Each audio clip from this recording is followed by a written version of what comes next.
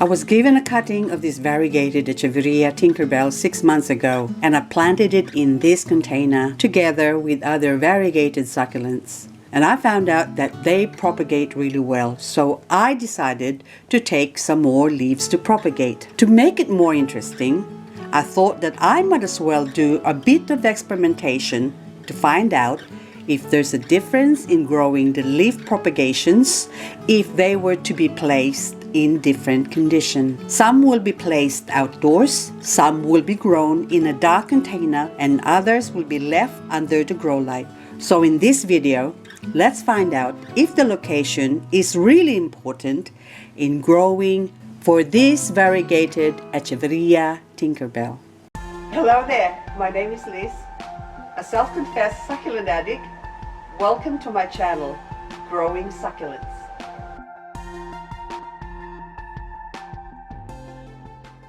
I removed some of the leaves now, which is going to grow as well. But, okay, I'll take one more off.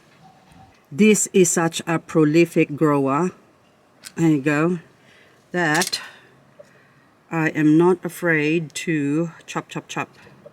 Now, that's all. Oopsie, see one more leaf falling off. Now, I have to even it out. So there you go. So that's it. But that is now left to dry up. I'm just going to put this on top here. And maybe bring these ones inside. It's autumn here in Australia, and the temperature's been going down from summer, in the sense that we've been getting a constant temperature of between 20 degrees Celsius to 25, 26 degrees. And it's going to get cooler as autumn moves along further, and coming on to winter as well, it's going to get much, much, much colder. And this is my Echeveria Tinkerbell that I just beheaded a few minutes ago. And so after beheading it, I decided to now take some more leaves, remove all of this.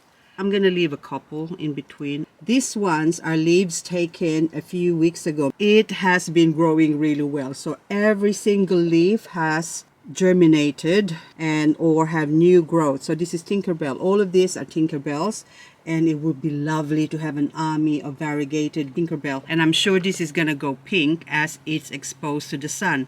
I'm gonna remove all the dry leaves, and I need to leave some. Okay, this one, anything that's sort of a darker green, I'm gonna leave for photosynthesis, so they can eat and get fed. Hang on. So I'm not going to remove all of them, so I'm just going to stagger them.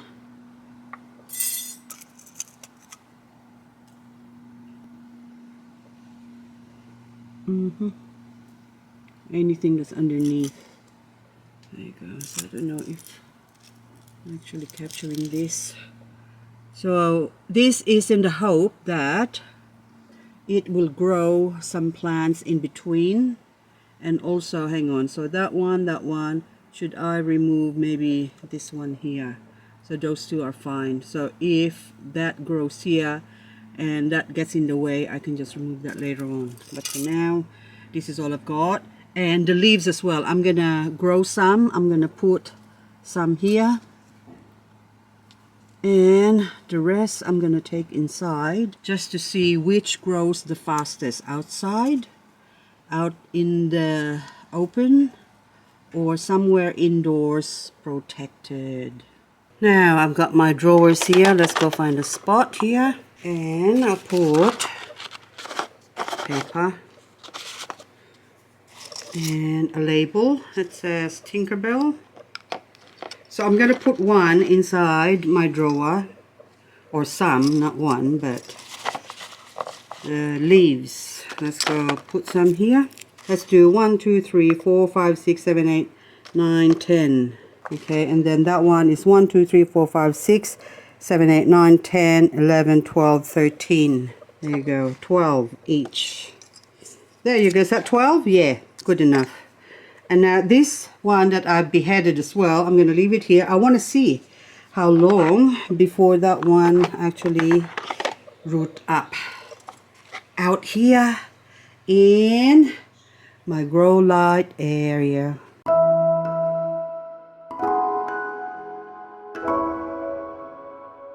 It's now been 27 days exactly since I beheaded my Echeveria Tinkerbell variegated, and this is the result. So the one that's outside has now grown. How many heads is that? So you got 1, 2, 3 from this side, and on the other side, hang on, I just turned this. There's also another baby there, so 4. So 5, and another little one in the bottom showing as well. So 1, 2, 3, 4, 5 from the stem, and also another one budding up in the bottom here. So you see that one there. So the head now is still alive, but you can see the back, that's all really soft. So this one, I've grown this one or placed this one under the grow light or next to the grow light where it's getting a lot of light from the grow light, and this one is in the drawer. So comparison, we can only compare leaf per leaf. So I'll take the biggest one from here, would have to be, say, this one. It's got roots as well. And then this one here, the biggest one would have to be probably this one, just the closest, or actually this one here. It's also variegated. So the one on the right is in the drawer. The one on the left is grown under the light. And the one that are grown here, look at the comparison. Those 1, 2, 3, so the biggest one is that one there, but it doesn't, oh, let's just take out one more, okay? Okay, so this one would have to be, okay, it's also got roots. Okay, so the first one from the left is under the grow light. The one in the middle is in the drawer. And the one that's outside, which is this one here, is still small compared to the other two. So growing the leaf on its own without any soil, just living on air is much faster if you have plenty of light from the grow light. So I've got my grow light between 12 to 16 hours a day. That's when I forget to turn it off, so it goes to 16 hours. But otherwise, that's the length of time it has taken to grow the leaf propagation much, much, much faster compared to this one here. That's just, okay, put that there, being grown out in the open here. Now this one as well, this goes to show the one in the drawer that they can grow as well, or they will germinate even though they're not getting a lot of light. So now I'm gonna take some of these leaves here just so they will grow much faster under my grow light now. So I'm taking all of these and repotting them. And the ones that are growing here, these ones I've actually taken these ones from before. That one, I think reverted. There's a slight variegation on that side there. Otherwise, it has reverted. This one was still from that lot, so I'm going to take this one as well. Add it to be planted in the soil. And also this other one being tucked in. There you go. The rest, I'm going to leave it unless I can find other. Oh, there's also ones at the back. There you go. More Tinkerbell. This is from way, way, way before. So it was September when I potted up this Tinkerbell, and look how much it's grown in 6 months. I could not believe in 6 months I have this much plant. So it's only with the Tinkerbell. So it's very specific to the plant. Each plant will be different. In this case, each Echeveria, even though it's an Echeveria or Echeveria, they all grow differently. Some are sensitive to rotting, some are fast growers, and some are slow growers. So in 6 months, I've got about a dozen plants now that by next year, or say 6 months time again, I would have double up the amount of plants that I would have, if not triple or quadruple.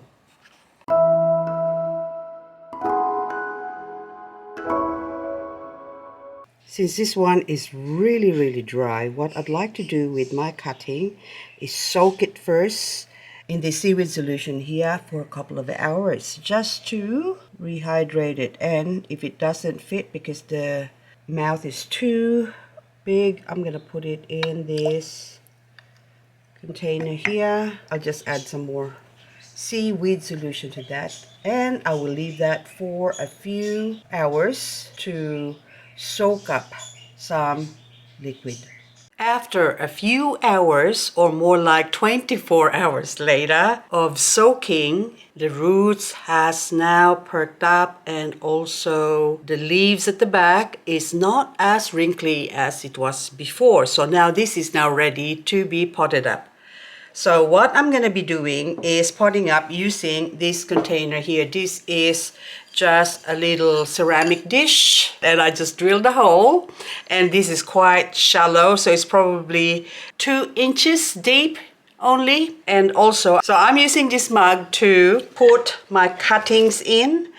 So I'll take a piece of curtain cut up. So I have a few of them that I just lace curtains. I'll put some coarse, big size granite at the bottom of that, just to keep the lace curtain in place.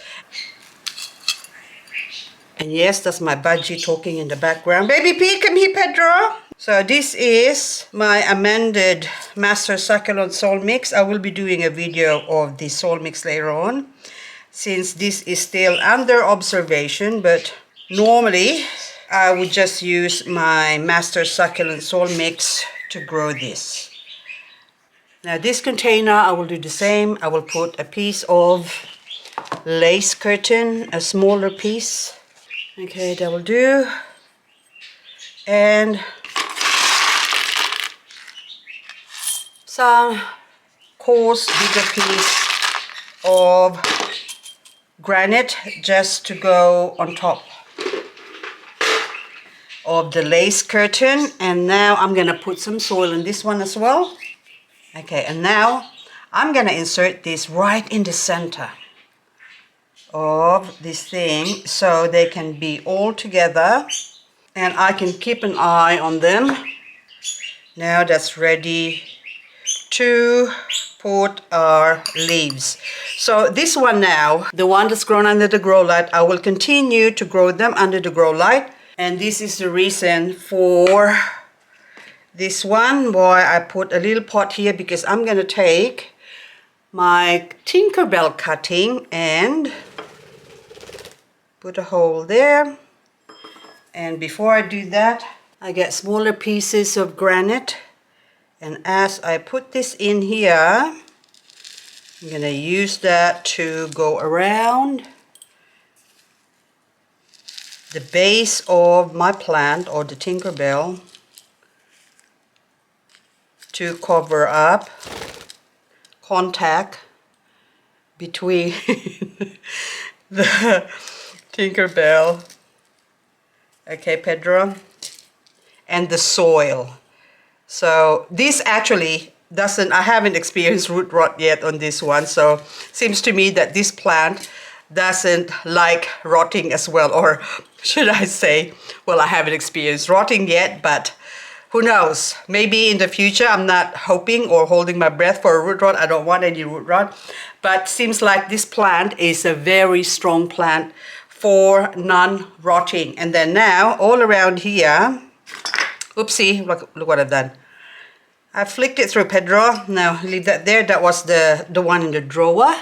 We leave the one in the drawer. This is so hard with this budgie. And also now I'm gonna put some dressing all the way around. I know baby P, he's screaming. He wants attention. So don't mind the budgie if he screams his head off. Okay, so first I put that around like so. That's nice and level. And if there's some soil showing, it doesn't really matter. It's just for looks. I know baby P. Now, what we're gonna do, or what I'm gonna do, is take the one that's grown under the grow light and plant them all the way around here. So all I'm doing, okay, so you can see, is some of the rocks will go down, or the granite, but the roots of the plant can reach down. So what I'm doing is separating it, because this one, the cutting doesn't like to be watered, or if I watered this, I probably watered this one once every 2 weeks since it's grown under the grow light. If I grow this outside or leave this outdoors, I will only have to water it once a month in autumn and probably never in winter because it's cold and they might get frostbitten. Now the ones in the bottom, the leaves that propagated leaves, because they have roots when they're still young. Okay, I'm fussing out. Because when they're still young, they need as much growing, which means I need as much water. So they need more water compared to the big plant, the cutting. So that's why I'm separating them. That way, I know baby P, and then that way I can water this more frequently than the big plant. And as it grows bigger, then when it grows too big for the pot, that will be the only time I will be transplanting them. Best as well to rake the area at the back so the leaves can sit nicely cushy into the rock. It will not flick out. Now that they are all in, I am just going to water this one.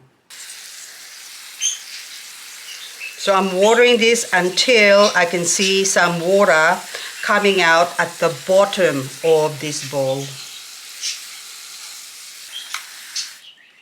And that should be plenty enough. So water coming out in the bottom now, so that's good enough. I'm gonna put this now under my grow light to grow. For this other one, the one that's grown in the drawers and also some that I've taken from outside, I am going to put this in my coconut coir. I have a tray with holes. You can also use a tray with no hole, but I only got a couple of those trays, so I'm trying to save it for other usage. But this one now, I'm gonna put this bubble wrap in the bottom here just to pretend that this is a tray with no hole. But I'm gonna use a coconut coir to grow my other leaf propagation. So it's not all gonna be Tinkerbell on this one. So this is a coconut coir that's already moist still. Now this one, after doing this, I am going to be growing them also inside under the grow light. If I haven't got a grow light, I could still grow them outside, but it's just gonna take much longer.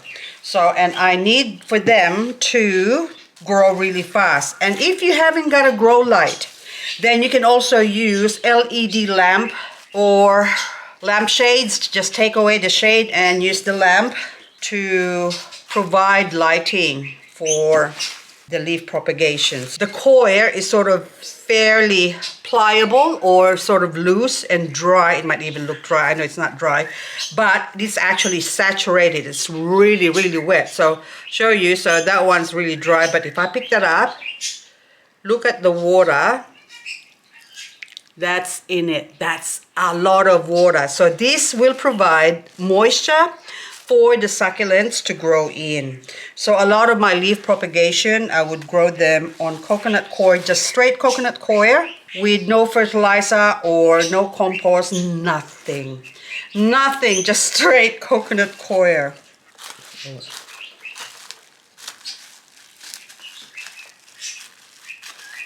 Now, we are good and ready to plant. So I'm just gonna even this out, because there's some areas that are sort of low.